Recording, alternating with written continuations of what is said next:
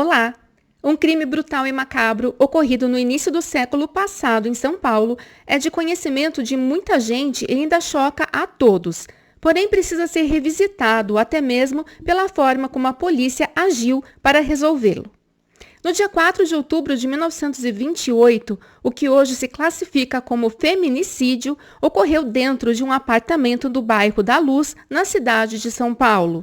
Desesperado e sem saber o que fazer, o marido decidiu ocultar o cadáver de maneira macabra e engenhosa dentro de uma mala. E antes de continuar, se você gosta desse tipo de conteúdo, aproveite esses segundos para se inscrever aqui no canal, que faz toda a diferença para que eu possa continuar vindo aqui fazer esse trabalho. Toda semana tem pelo menos um conteúdo novo. Eu sou a Márcia Gândara, esse é o Relatos Sombrios e vamos para o caso de hoje.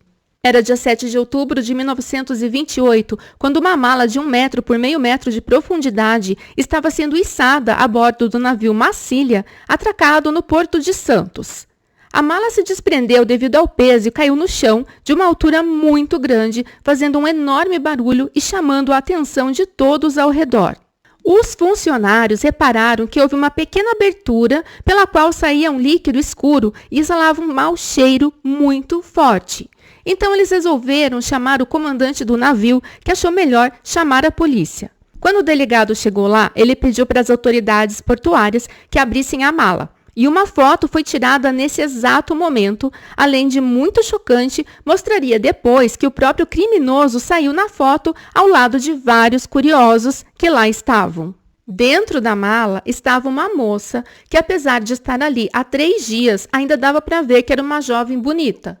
Ela tinha uma rosa nas mãos, junto havia algumas roupas da vítima, como meias, camisolas, saias, um chapéu, tudo muito fino e caro, além de algumas almofadas. Mas além dessa cena por si só ser muito impressionante, ela estava com os 2 joelhos dobrados, as pernas haviam sido cortadas para caber na mala, além do pescoço ter sido quebrado. As autoridades, então, começaram a investigar de quem seria aquela mala. Mas o nome era de uma pessoa fictícia, assim como o endereço que ficava em Bordeaux, na França. Tem como ser ainda mais chocante? Pior que tem. Ao levarem a moça para a autópsia, foi revelado que ela estava grávida de 6 meses. Mas quem eram essas pessoas e como foi o desfecho disso tudo? A moça era Maria Mercedes Feia e o criminoso Giuseppe Pistone, ambos nascidos na Itália e que se conheceram em 1925 a bordo de um navio que ia da Itália para Buenos Aires, na Argentina. Ele tinha 31 anos de idade e estava aproveitando a vida com parte de uma herança deixada por seu pai. Ela, aos 20, ia visitar a mãe, que mudou-se para lá anos antes. Essas viagens de navio, elas levavam meses, e aí ele se depara com a Maria Feia e fica simplesmente encantado com ela, a ponto de transferi-la da 3ª classe do navio para a 2ª classe, onde ele estava também. Eles começaram a namorar no navio e, ao chegar na Argentina, a Maria o apresenta para a família como seu noivo. Aí, então, ela fica em Buenos Aires e ele vai para Mar del Plata, onde acaba preso por estelionato. E aí já dá para a gente começar a ver o caráter desse homem. 4 meses depois, ele volta a Buenos Aires e pede a Maria Feia em casamento. Apesar da oposição da família, quando ela completou então 21 anos, eles se casaram e viajaram até a Itália para uma lua de mel, onde ela acabou conhecendo a sogra. Eles voltam para Buenos Aires e decidem emigrar para São Paulo, onde ele foi trabalhar numa casa de salames e vinhos de um primo dele, do Francesco Pistone. Ele alugou um apartamento na Rua Conceição, número 34, na atual Avenida Casper Líbero, para quem é de São Paulo, que ficava a poucas quadras do trabalho dele. E aí, as coisas vão começar a dar errado, porque o Giuseppe recebe uma proposta de sociedade do primo, mas ele não tinha a quantia necessária, até porque ele tinha gastado quase toda a parte dele da herança. Mas, como ele era muito ganancioso, ele aceita mesmo sem ter o dinheiro disponível. Então ele pede ajuda financeira para sua mãe, Marcelina Baeri, que residia na Itália. O pedido foi feito através de uma carta, onde ele disse precisar de mais uma parte da herança no valor de 150 contos de réis. Ele contou uma história assim meio estranha e a mãe dele acabou negando essa grana. até porque ela conhecia bem o filho que ela tinha. Então, os planos dele mudaram a respeito de pagar o primo, passando a planejar extorquí-lo futuramente. Mas a sua mulher percebeu algo estranho, uma certa confusão, e ela decidiu contar tudo para a sogra, o que ela tinha ouvido ele falar, escrevendo uma carta e revelando o que o marido pretendia fazer. Acontece que a carta nunca chegou a ser entregue. Na verdade, ela nem foi enviada. Dia 4 de outubro de 1928, o Giuseppe achou essa carta que não havia sido enviada. O que aconteceu em seguida não é para pessoas muito sensíveis, então fica aqui o alerta. Esse episódio todo ele gerou uma discussão violenta entre o casal e Pistone, possesso, acabou sufocando a mulher. A jovem, então, com 22 anos, não resistiu às agressões, perdendo a vida. Desesperado e sem saber o que fazer com o corpo da própria esposa, ele decidiu agir de maneira ainda mais infame, colocando o corpo dentro de uma mala. Na época, as malas eram realmente muito grandes, tipo baús. Mesmo assim, para que ela coubesse na bagagem, ele precisou cortar os joelhos da mulher com uma navalha, além de quebrar o pescoço da vítima. E aí ele se viu com outro problema. O que fazer com a mala?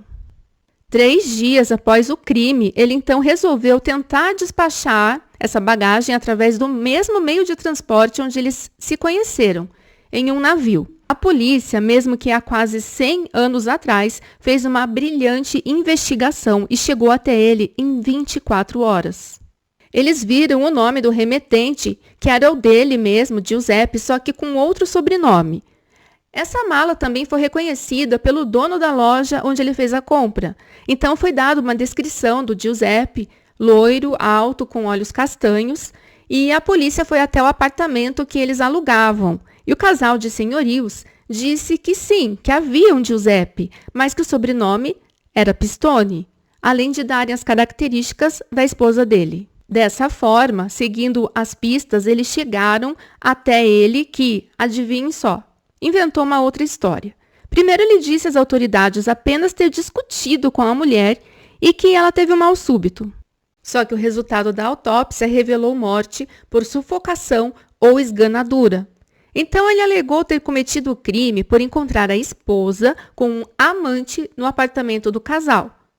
Versão que ele manteve mesmo após o testemunho do casal de senhorios, o Ramiro e a Maria, que sublocavam o quarto para o casal Pistone. Esse casal revelou ainda que Giuseppe e Maria Feia Pistone levavam uma vida retraída e misteriosa.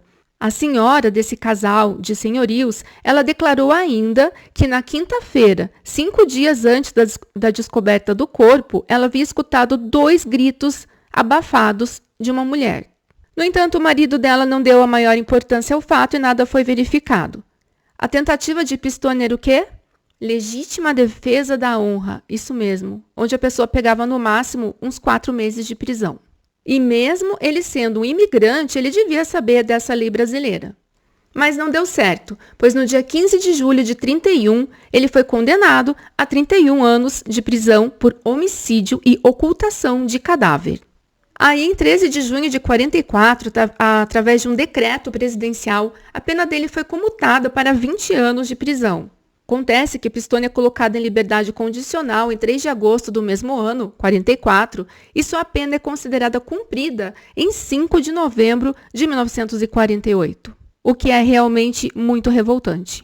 Ele ficou somente 13 anos preso, gente, sendo que ele acabou com a vida de 2 pessoas, na verdade, né? Sendo que uma delas não chegou a nascer. E motivo torpe, ocultação de cadáver e tudo mais. E o que aconteceu depois com ele? Bom, ele conseguiu um emprego em Taubaté como zelador de um prédio e casou-se novamente em 49 com uma mulher da cidade. Ela tinha um filho de um casamento anterior, um enteado, portanto, de Pistone, que revelou que sabia que seu padrasto havia assassinado a primeira esposa e que Giuseppe havia contado várias versões do crime. O Pistone acabou ficando doente e faleceu em 1956. O corpo de Maria Feia ele está sepultado em um cemitério em Santos e a mala encontra-se em exposição no Museu do Crime em São Paulo. Esse caso ganhou ampla cobertura da imprensa e foi revisitado pelo programa Linha Direta em 2 de junho de 2005. E pensar que até nos dias de hoje ainda existe esse tipo de crime onde o corpo é colocado dentro de uma mala. É muito desrespeito com o ser humano. Outros crimes da mala que a gente ouve falar por aí têm relação geralmente com grana dentro da mala. Muito obrigada para quem ficou comigo até o final dessa história e não esqueça de deixar o seu curtir, comentar e compartilhar com quem também gosta desse tipo de tema. Eu vou ficando por aqui, mas eu te espero no próximo vídeo.